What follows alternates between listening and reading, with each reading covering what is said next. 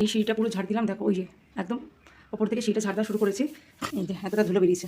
এটা প্রত্যেক সপ্তাহে না হলেও 3-4 দিন অন্তর অন্তর ঝাড় দিলে এরকম বেরোয়। আর তাও এখন সিঁড়িতে চারিদিক ঢেকে দিয়েছি। আগে যেমন খোলা ছিল, এখন কাঁচ লাগিয়ে দিচ্ছি, যে ফাঁকা জায়গাগুলো ছিল।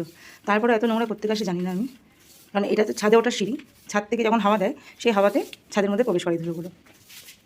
আর এই ছাদে ওঠার সিঁড়িটা হওয়ার পর থেকে এই সিঁড়িটাতে অতটা নোংরা হয় না। দেখো এই সিঁড়িটা কিন্তু পরিষ্কার। এই কাজগুলো আমার এক্সট্রা কাজ, প্রত্যেক সপ্তাহে যখনই আমি একটু সময় পাই তখনই করি। আর আজকে হচ্ছে বৃহস্পতিবার, তো দেখো কতগুলো নোংরা বেরিয়েছে। এবার সিঁড়ির মধ্যে এতগুলো নোংরা থাকলে সিঁড়ি দিয়ে যাওয়া আসা করতে ইচ্ছা করে। বড় ঘরগুলো সব ঝাড় দেওয়া হয়ে গেছে, এইগুলো ঝাড় দিয়ে তুলে তারপর ঘরটা মুছবো।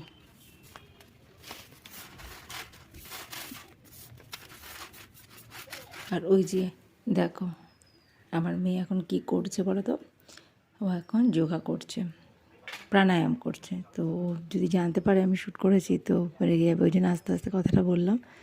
আর এদিকে আমি ঘরটা মুছে নিচ্ছি এখন। এদিকে আমার ঘরটাও মুছে পরিষ্কার করা হয়ে গেল। অনেকটা সময় লাগে যেহেতু অনেক বড়, একটা ঘর অনেকটাই বড়। আর তারপরে ঘরটা মুছে স্নান করে নিলাম, আজকে বৃহস্পতিবার।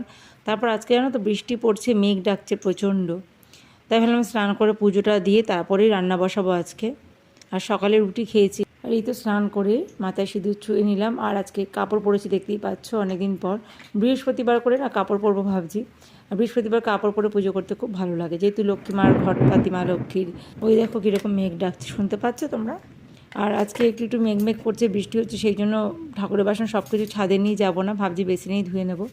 আর একটু ক্রিম মেখে নিলাম। আর এখন শীত চলে যাওয়ার সময় ভীষণ টান ধরে মুখটা।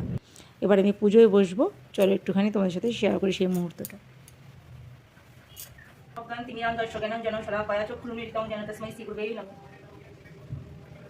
কৃষ্ণ করুণা সিন্ধু দীনবন্ধু জগৎপতি গোপীশ গোপিকা কান্ত রাধা কান্ত নমস্তুতে। তপ্ত কাঞ্চন গৌরাঙ্গী রাধে বৃন্দাবনেশ্বরী বিশ্ববনসুতে দেবী প্রণমামি হরিপ্রিয়। শ্রীগুরু চরণ পদ্ম কেবল ভক্তি শতবর্ণ মুন্নি সাবধান মতে তাহার প্রসাদে পাইব বদলিয়া যায় কৃষ্ণ প্রাপ্তি হয় যা হতে গুরু মুখ পদ বাক্য চিত্তিতে করি ঐক্য আর না করিও মনে আশা। শ্রীগুরু চরণের অতি এসে উত্তম গতি, যে প্রসাদে পুরে সর্ব আশা চক্ষুদান দিল যে জন্মে জন্মে প্রভু সেই দিব্য জ্ঞান হৃদয়ে প্রকাশিত দেব ভক্তি যা হইতে অবিদ্যা বিনাশ যাতে বেদে গায় তাহার চরিত।